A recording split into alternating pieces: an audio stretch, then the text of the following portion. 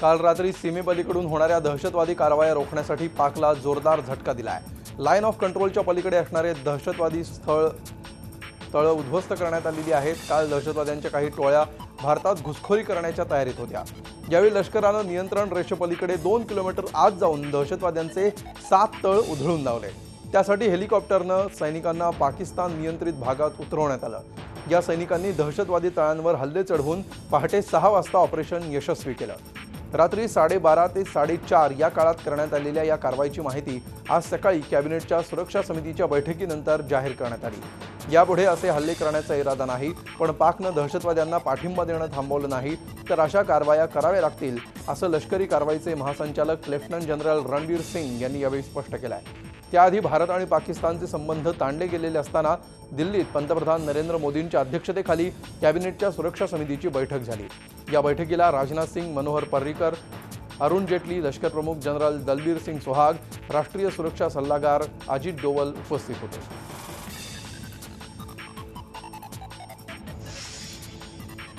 पीओकेत घुसून केलेल्या सर्जिकल ऑपरेशनबाबत सर्व राजकीय पक्षांनी भारतीय लष्कराचं मनपूर्वक अभिनंदन केलं आहे। पीओकेतल्या दहशतवाद्यांवरील यशस्वी हल्ल्यानंतर पंतप्रधान मोदींनी दिल्लीत यात पाकिस्तान विरोधातल्या मुद्द्यांवर सर्व पक्षांनी एकमतानं सरकारला पाठिंबा जाहीर केला। काँग्रेस अध्यक्ष सोनिया गांधींसह सीपीएमचे जनरल सेक्रेटरी सीताराम येचुरी यांनी लष्करासह केंद्र सरकारचं अभिनंदन केलं। बहुत बहुत बधाई दी है कांग्रेस पार्टी ने कि पीओके में जाकर किस तरह से हमारी फोर्सेस ने, हमारी फौज ने जो ऑपरेशन किया और पीओके में जाकर जो पाकिस्तान ऑक्युपाइड कश्मीर है उसमें जाकर किस तरह से हमारी फोर्सेस ने इस बड़े कारनामे को अंजाम दिया है, इसके लिए हम सिक्योरिटी फोर्सेस को बहुत बहुत बधाई देते हैं। और टेररिज्म को खत्म करने के लिए जब कभी भी जरूरत पड़ेगी तो हमारी फोर्सेस इस तरह का काम करेंगी और हमारी पार्टी का, कांग्रेस पार्टी का, उनको हमेशा देश की रक्षा के लिए, देश की एकता के लिए हमेशा हमारी फोर्सेस को सहयोग मिलता रहेगा। Good, that is good. But what exactly is the overall assessment? They said it will take a little time to make that assessment. So let us see. Let's wait and see. Dialogue will be the best process. I still think. I'll still say. I still say. I mean, this is not the answer. I mean, dialogue has to be there, and that dialogue will have to also be given.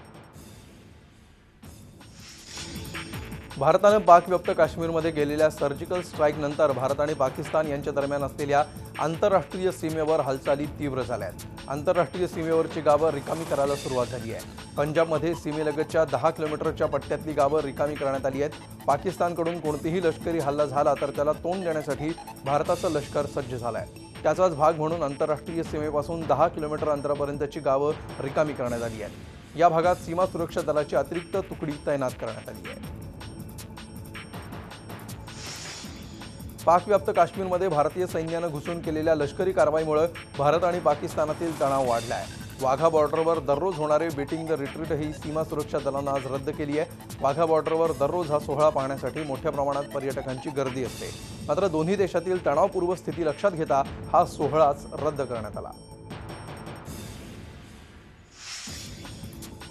भारतीय लष्करानं केलेल्या surgical strike नंतर आम्ही पूर्णपणे हाय अलर्टवर आहोत, अशी माहिती मुख्यमंत्री देवेंद्र फडणवीस यांनी दिली आहे। आवश्यक त्या खबरदारीच्या सर्व उपाययोजना केल्या जात असल्याचं मुख्यमंत्र्यांनी सांगितलंय। ज्या प्रकारे भारतीय सैन्यानं ही कारवाई केली त्याकरता भारतीय लष्कराचं आणि पंतप्रधान नरेंद्र मोदींचं अभिनंदन करत असल्याचंही ते म्हणाले।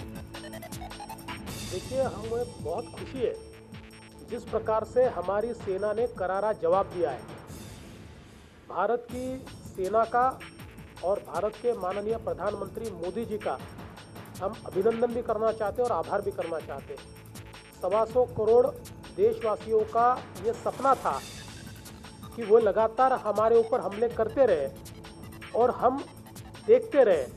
ये परिस्थिति कभी न कभी बदलनी चाहिए और आज जिस ताकत के साथ, जिस हिम्मत के साथ ये सर्जिकल स्ट्राइक्स हमारी सेना ने किए हैं, हमारी सेना पर हम सभी को अभिमान है।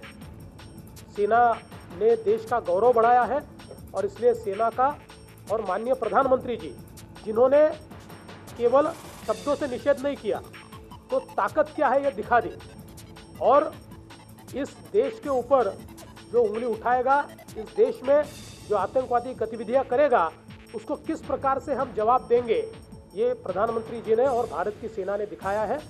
आज हम सब लोग बहुत खुश हैं। भारतीय लष्करानं पाकव्याप्त काश्मीरमध्ये केलेल्या कारवाईबाबत शिवसेना पक्षप्रमुख उद्धव ठाकरे यांनी पंतप्रधान नरेंद्र मोदी यांचं अभिनंदन केलं आहे। उद्धव ठाकरे यांनी फोन करून नरेंद्र मोदी यांचं या कारवाईबाबत अभिनंदन केलं। सोबतच भारतीय लष्कराचंही कौतुक केलं।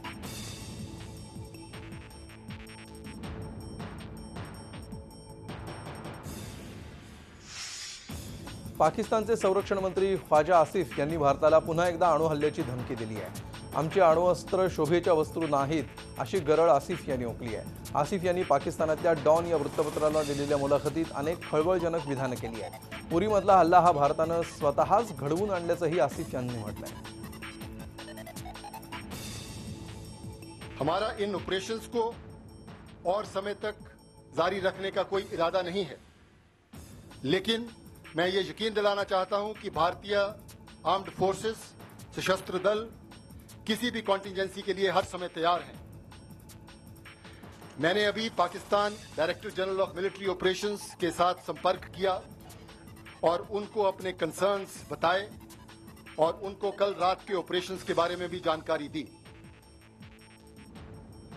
हम किसी भी सूरत में आतंकवादियों को लाइन ऑफ कंट्रोल के पार बेझिझक हरकत नहीं करने दे सकते और ये हम बिल्कुल गवारा नहीं करेंगे कि आतंकवादी हमारे देश के नागरिकों को किसी भी प्रकार का नुकसान पहुंचा सकें।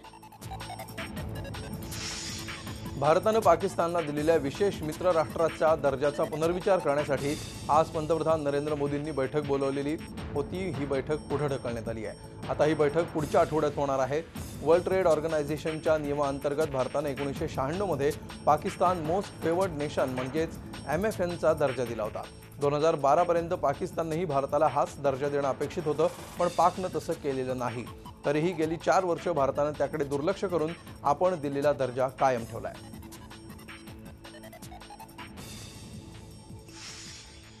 पाकव्याप्त काश्मीरमध्ये सैन्य दलानं केलेल्या कारवाईचं देशभरात स्वागत होत आहे। मुंबईत भाजप कार्यालयाबाहेरही फटाके फोडून आनंद व्यक्त करण्यात आला।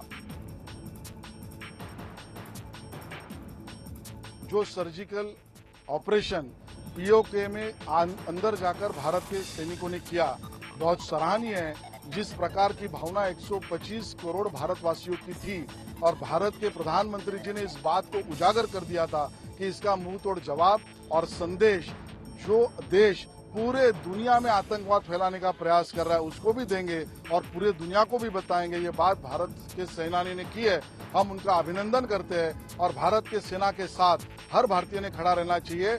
मोदी जी के नेतृत्व में भारत की प्रगति और मजबूत होगी, इस प्रकार की हमारी भावना है।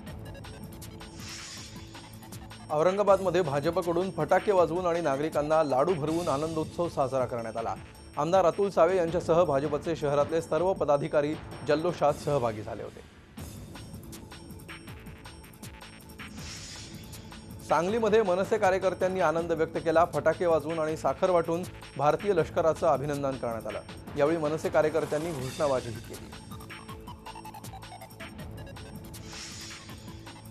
जळगाव नागरिकांनी जळगावात फटाके फोडून जल्लोष केला। स्टेशन रोड परिसरातील दुकानदारांनी फटाक्यांची आतषबाजी करून भारतीय सैनिकांच्या धारिष्ट्याचं कौतुक केलं। शनीपेठ परिसरातील नागरिकांनीही एकमेकांना पेढे भरवून फटाक्यांच्या आतषबाजीत जणू दिवाळी साजरी केली। यावेळी ढोल ताशांच्या ठेक्यावर ताल धरत नागरिकांनी भारताचा झेंडा आकाशात फैलावून जल्लोष केला। मराठा क्रांती मोर्चाचं आयोजन आज पवारांचा बालेकिल्ला बारामतीत करण्यात आलं होतं। या मोर्चात पवार कुटुंबियांसह बारामती आणि आसपासच्या तालुक्यातील मराठा बांधव सहभागी झाले होते।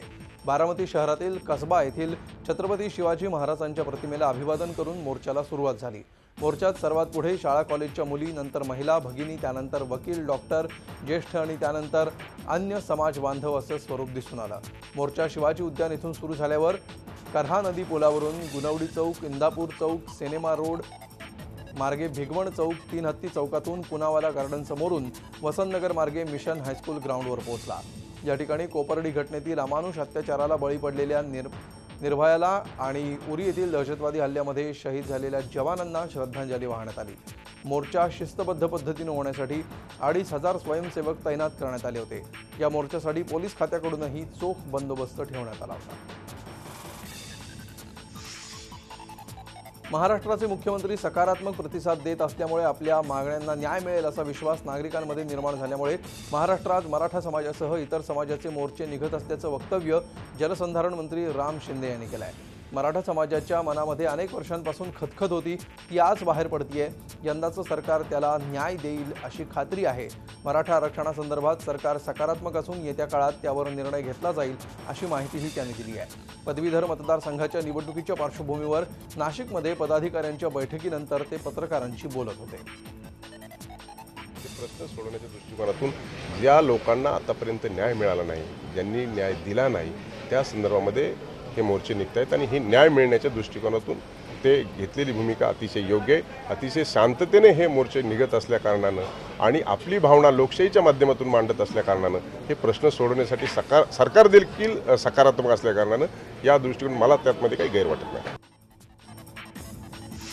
शिवसेनेच्या खेड मेळाव्यामध्ये खासदार शिवाजीराव आढळराव पाटलांना मुख्यमंत्र्यांवर त्यांनी खरपूस टीका केली।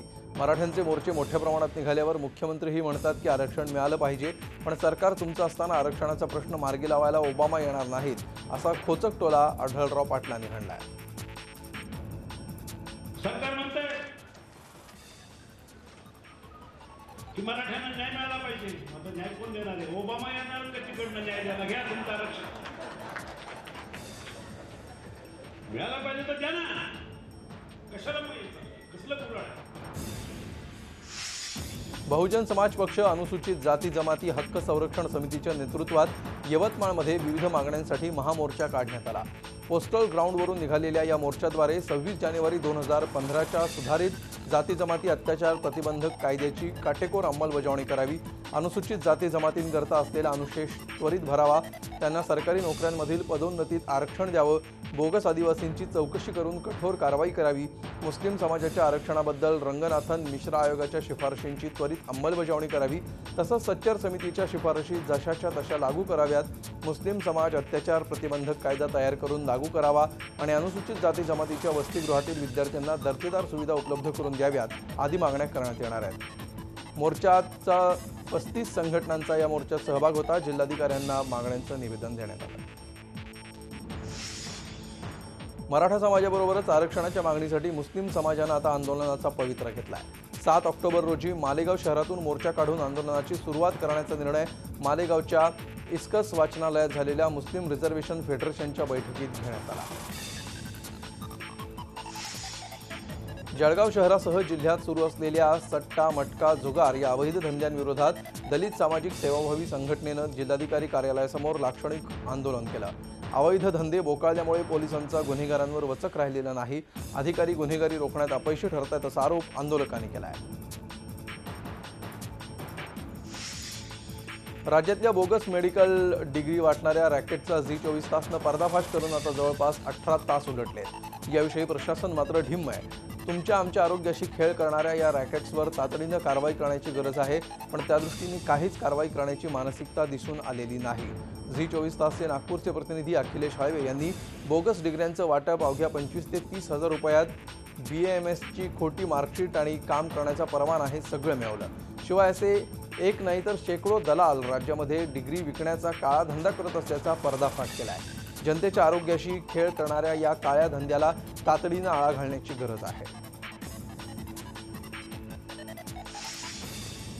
झी24 तासनं पर्दाफाश केलेल्या बोगस डॉक्टरांच्या रॅकेटची सरकारनं गंभीर दखल घेतली आहे। या प्रकरणी वैद्यकीय शिक्षण मंत्री गिरीश महाजन यांनी वैद्यकीय संचालकांना चौकशीच्या सूचना दिल्या आहेत। राज्यातल्या डॉक्टरांच्या पदव्या तपासण्यात येणार असून याबाबत मुख्यमंत्र्यांची चर्चा करणार असल्याचं महाजन यांनी सांगितलं आहे। आठवडाभरात लवकरच बैठक घेऊन बोगस डॉक्टरांच्या विरोधात मोहीम राबवणार असल्याची ग्वाही त्यांनी दिली आहे।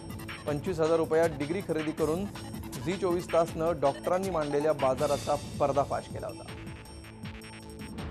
आणि खऱ्या डॉक्टरवर अन्यायच आहे खरं म्हणजे हा, म्हणजे खरं मेहनत करून पास झालेले आहेत, आपल्या बुद्धिमत्तेमुळे पास झालेले आहेत, डॉक्टर झालेले आहेत, तर जरा अन्यायच आहेत. अशा बोगट डिग्र्या घेऊन कोणी प्रॅक्टिस करायची, मला वाटतं त्यापेक्षा डॉक्टरांपेक्षाही जनतेवर अन्याय आहे, रुग्णांवर हा अन्याय आहे, हा त्यांच्या जीवाशी खेळ आहे.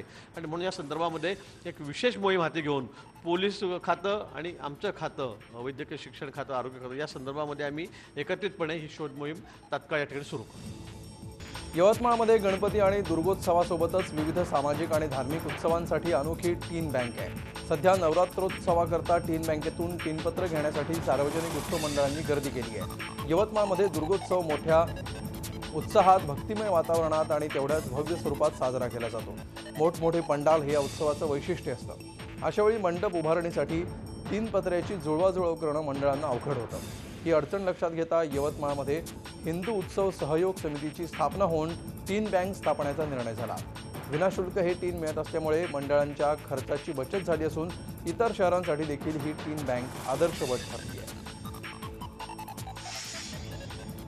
भर बाजारात दिवसाढवळ्या झालेल्या हत्येनं आज नागपूर हादरलं.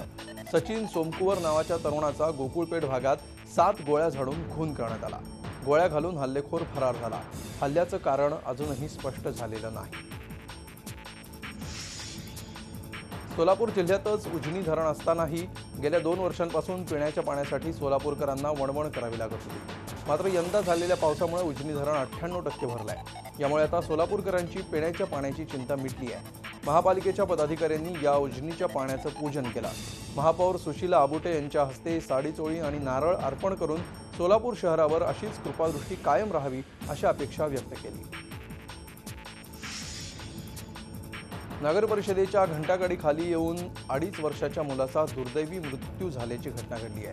प्रिन्स जोशी असं या मुलाचं नाव आहे. शहरातील मधुबन संकेश्वर इथे ही घटना घडली आहे. याच अपार्टमेंटमधल्या वॉचमनचा हा मुलगा होता. या अपघातामुळे शहरात फिरणाऱ्या घंटागाडीच्या सुव्यवस्थेवर प्रश्नचिन्ह उभं राहिलं आहे. याच्या मृत्यूला कारणीभूत ठरली आहे ती रत्नागिरी नगर परिषदेची घंटागाडी. पर्यावरणविषयक नियमांचं उल्लंघन करून बांधकाम केल्याप्रकरणी पुण्यातल्या गोयलगंगा ग्रुपला राष्ट्रीय हरित लवादानं 105 कोटींचा दंड ठोठावला आहे. त्याचप्रमाणे पुणे महापालिकेलाही हलगर्जीपणाचा ठपका ठेवत 5 लाखांचा दंड ठोठावण्यात आला आहे. या पार्श्वभूमीवर आज मनसेनं पुणे महापालिकेच्या विरोधात आंदोलन केलं. महाराष्ट्र राज्य परिवहन महामंडळाच्या निलंबित कर्मचाऱ्यांसाठी आनंदाची बातमी आहे. परिवहन मंडळानं कुटुंब स्वावलंबी योजना सुरू करत 17,000 निलंबित कर्मचाऱ्यांना पुन्हा रुजू करून घेण्याचा महत्त्वपूर्ण निर्णय घेतला आहे. परिवहन मंत्री दिवाकर रावते यांनी ही माहिती दिली. ते पिंपरी चिंचवडमध्ये एसटी चालकांच्या प्रशिक्षणाच्या उद्घाटन समारंभात बोलत होते. कुटुंब स्वावलंबी योजना घेतलेली आहे. त्यांचं कुटुंबात वाऱ्यावर पडल्यासारखं झालं. ते त्यांनी चुका केल्या आहेत, त्यांना काढून टाकले. ते एकदा त्यांना माफ करून त्यांना आम्ही एकदा कामावर घेणार. त्यांचं वय वर्ष 45 जो आहे तेवढ्याला त्या सर्वांचं आता परत एकदा करणार, कामावर घेणार आणि त्यांची 5 इन्क्रिमेंट कमी करणार. समजा 20 वर्ष असेल तर 15 वर्ष धरणार. ते माझ्या हट्टात आम्हाला नवीनप्रमाणे घ्या, पण तसंही नको. त्यांनी सेवा केल्या आणि ते आम्हाला अनुभवी कर्मचारी पुन्हा मिळतील. महाबळेश्वरच्या नगराध्यक्षांसह 8 नगरसेवकांना अपात्र ठरवण्याचा निकाल जिल्हाधिकारी अश्विन मुदगल यांनी दिला आहे. माजी नगराध्यक्ष DM बावळेकर यांनी केलेल्या तक्रारीवर हा निकाल देण्यात आला. महाराष्ट्र स्थानिक प्राधिकरण सदस्य अनर्हता अधिनियम 1986च्या कलम 7 आणि 1987च्या नियम 8 अन्वये प्राप्त झालेल्या अधिकारानुसार स्वेच्छेनं आघाडीचा त्याग केल्याचा कारणास्तव कुमार गोरखनाथ शिंदे, संदीप वसंत साळुंखे, प्रकाश रामचंद्र पाटील, संगीता दत्तात्रय वाडकर, सुरेखा प्रशांत आखाडे, उज्ज्वला रतिकांत तोष्णीवाल, लीला मानकुंबरे आणि विमल पांडुरंग पार्टे या 8 जणांना अनर्ह घोषित करण्यात आल्याचा आदेश जिल्हाधिकाऱ्यांनी काढला आहे. या आदेशान्वये हे 8ही जण नगरसेवक म्हणून काम करायला अपात्र ठरले आहेत. या निकालामुळे महाबळेश्वरमधील राष्ट्रवादीची सत्ता संपुष्टात येण्याची चिन्ह दिसत असून यामुळे महाबळेश्वर तालुक्यात खळबळ उडाली आहे. राष्ट्रवादीच्या 8 नगरसेवकांची एका अपक्ष नगरसेवकासह सत्ता स्थापन आहे, तर काँग्रेसचे 7 नगरसेवक आहेत. काळीच पिळवटून टाकणारी आणि आई मुलाच्या नात्याला काळीमा फासणारी घटना घडली आहे अंधेरीत. इथल्या एका 80 वर्षीय महिलेला तिचा मुलगा, सून आणि नातीनं अत्यंत क्रूर पद्धतीनं मारहाण केली आहे. मायावती वैद्य यांना गेली 3 वर्ष त्यांचा मुलगा सुरेंद्र सतत मारहाण करायचा, त्यांचे हाल करायचा आणि सुरेंद्रची बायको आणि मुलगी हे सगळं व्हिडिओ शूट करायचे. बुधवारी तर या सगळ्याचा कहर झाला. सुरेंद्र त्याच्या आईचा गळा दाबायचा, तिला पंख्याला अडकवायचा आणि हे सगळं त्याची बायको आणि मुलगी हसत हसत व्हिडिओ शूट करत होते. झी 24 तास रहा एक पाऊल पुढे.